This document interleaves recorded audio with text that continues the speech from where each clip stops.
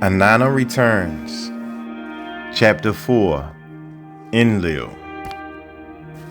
Enlil is the firstborn of Anu and Antu, the first in line to inherit the power and throne of Anu. Enlil was definitely the son of my great-grandmother Antu, for he is a real detailed person who excels at logistics. From Anu, Enlil inherited his passionate nature, a love of order, and great masculine beauty. Enlil's hair is like gold and falls in the most perfect ways. He is tall in stature even for us, and we are from 8 to 10 feet tall. His physical prowess is mirrored by his severity and his strict adherence to his own integrity. Enlil is the father of my father, Nannar. In his entire history, it appears that my grandfather, Enlil, made only one mistake. He raped my grandmother. Everyone in my family has strong sexual proclivities. When Enlil was still young and full of oats, he took a stroll by the side of a river and came upon a beautiful woman who was swimming naked. Her hair was flowing wet in streams of gold, her body glistening in the sunlight. When he saw her full breasts beneath the waters, lust overcame him. Poor Enlil had fallen into a trap. The mother of this lovely swimmer had convinced her daughter to seduce Enlil in this manner so that she might make a great marriage, and the plan worked perfectly. Enlil forced himself upon her. This is against our laws. Enlil was found out and arrested. Brought before a council of his peers, Enlil was placed into exile. I don't believe the humiliation of that punishment ever left him. He was in love with the girl and pleaded with the parents to give her in marriage. After their wedding, he was pardoned, but he never forgot, and to my knowledge, he never made another mistake. Perhaps it was this experience of unbridled passion that left Enlil with a tendency to judge the passions of others. As the Lulas multiplied, the Anunnaki and the members of my family began to copulate with them. The level of sexual interest had gotten a little out of hand, and this made Enlil angry. He never thought they should be given the capacity to reproduce without our absolute control. The unique characteristics of the Lula's telepathic abilities added an unknown thrill to the sexual experience, especially after I had trained them. The word got out around. The gods were running off into the woods, frolicking and reproducing with the Lulas. Occasionally, the Anunnakis would throw caution to the wind, abandon their good sense, and express their wild passions right there in the streets of Sumer. The little Lulas were so cute, I thought it was fun. In those times, birth was not the painful process that you know today. Birth was easy and a magical time to be at one with the goddess of all life. It was a time to experience union with the cosmos, to bring forth more expressions of the prime creator, not of pain. We were certainly not ashamed of our bodies or their functions. The Niburians and the Lulas enjoyed being pregnant. Every birth gave us more Lulas and more festivals, more fun, and more beer. Did I mention that with the grains that grew wild upon Terra, we developed the most delicious beers, ales, and mead?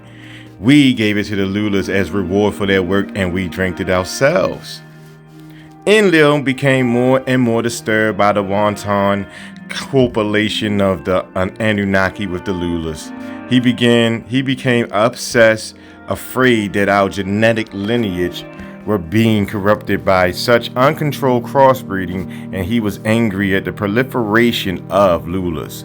Unable to sleep, Enlil began to think of ways to cut down on the Lula population, and after all my hard work, by this time there were many social hierarchies among the Lulas. There were great discussions as to who had the most god blood, who was related to which god, and how long their lineage was, just as some humans today pretend to be related to such and such royalty. We have been on and around Terra now almost 500,000 years. The Lulas only began to write about us on all those clay tablets around 5,000 years ago. Think of it, Centuries elapsed while stories were passed from memory to memory. In earlier times, the Lulas had a greater ability to memorize data. However, their perceptions of us as all-knowing gods were only whatever we wanted them to be.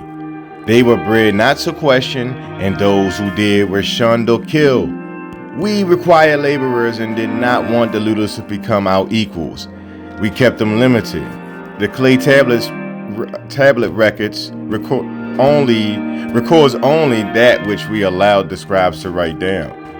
Enlil became more distraught at the thought of the Lula population overrunning Terra. He wanted to get rid of them, but how? And who was to be killed? Enlil called a meeting of the family. He demanded that something be done about the Lulas and began to pontificate his solemn views on the matter. Naturally, the old rivalry of brother against brother began to heat up. Enki completely disagreed. Enki complained that after all the work he and Ninhursag had done to create such efficient workers, it was absurd to even consider destroying them. Perhaps it had become a little noisy out there, but at least there were now plenty of hands to dig in the gold mines. The brothers ranted and raved as usual. Enlil's wrath was immutable despite his brother's pleas. The sons of Enlil and Enki joined in the arguing, both sides raging for a time. But in the end, because he is the number one son, Enlil prevailed. His plan would not kill them all, just those unfortunate enough to starve to death. And so the first famine was arranged. As Enki and his sons left the meeting, they must have been formulating a plan to thwart Enlil, for even though the ensuing famine caused cannibalism to spread across the land, some food was smuggled to the Lulas and most survived. Enlil is supposed to have final authority over the rest of us by his birth, but it just isn't that easy. We are a family of strong-willed individuals. All of us are headstrong about expanding our powers, and we have no real feeling for boundaries or limitations of any sort. Enlil is the same. He is the son of Anu, who never followed anyone but himself in any matter. Once Enlil had made up his mind and set his course, it was not likely we could dissuade him, and he did not give up. Enlil commanded the communications from the space station orbiting Terra, and he was the first to learn of the coming polar shift. High above the planet, the orbiting astronauts began to observe magnetic fluctuations and inevitable wobblings. The axis of the planet was about to reverse itself. We had observed this before, but there had never been such a large population to evacuate. Enlil kept these observations secret. He determined to wait until the last possible moment so there would be enough time to transfer the families of Anu and the Anunnaki to the orbiting station. He made certain there could not be sufficient time to rescue the Lulas. Enlil would have his way over Enki no matter the cost.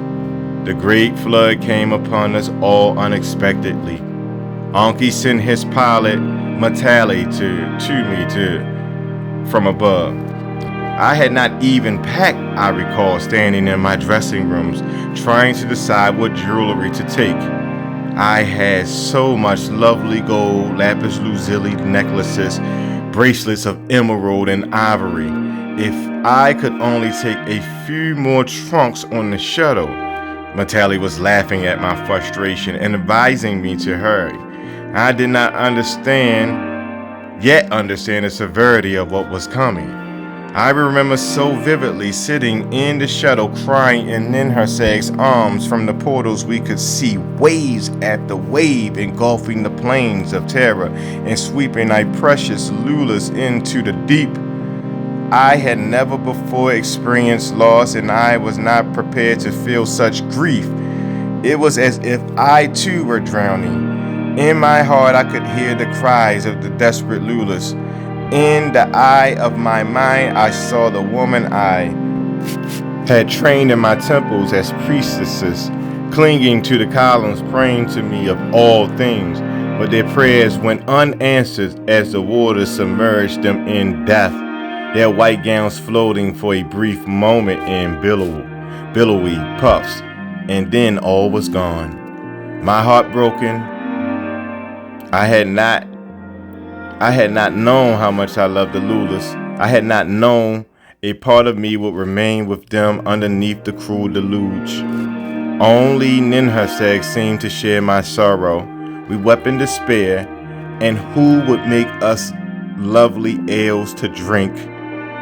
Who would mine the gold? For once the rivalry between Enlil and Anki proved useful. The spies of Anki had informed him of the polar shift. In all the ancient cultures of Terra, there are tales of a flood and one man who was saved in an ark. Anki chose that man. Knowing there would be a great flood, Anki resolved to save at least one family of Lulas. In his vanity, he picked a man from his own gene pool. All those stories about Noah being chosen for his goodness, well, Noah even looked like Anki. And there was no ark as you know it. It was a submarine. And the animals 2 by 2 were actually genetic material properly stored so they might be recreated. Defying Enlil, Anki rescued the Lulas. Upon discovering the surviving Lulas, Enlil was furious, and his sons hurled accusations of treason and other heinous crimes against Anki and his sons. Enlil claimed that Anki had defied the laws of Anu. Thereupon, Anki made the greatest speech of his life, cleverly praising and flattering Enlil for his divine plan. In the greatness of his visionary wisdom, Enlil had been fated to engineer a method of sorting through the rubbish of the species to arrive at the prime genetic material of all the Lulas. And if these lone survivors were deemed to live through the horrors of the deluge, their genes must be worthy of serving Anu and the Niburians. To our amazement, Enlil went for it. He must have been having second thoughts, wondering where he was going to get the workers he needed to mine the gold and build all his monuments. Each member of the family then swore a vow to never again destroy the Lulas. In a burst of heartfelt generosity and maybe a little guilt, Enlil granted Noah eternal life, at least as we know it. All manners of laws were subsequently made to regulate the copulation and breeding of the Lulas. Even though it had turned out all right in some ways, there was a shift, a further parting and enmity between Enlil and Anki. Many of us knew there was more to come from the great rivalry. That brings us to an end of chapter 4, Enlil. When we return, we will be on chapter 5, which is Anki, the other brother. Thank you for coming out. God bless you. Good night. Before you go, please follow me on IG at wisdom_is_Jah, J-A-H basically, on IG. Appreciate it. Be safe.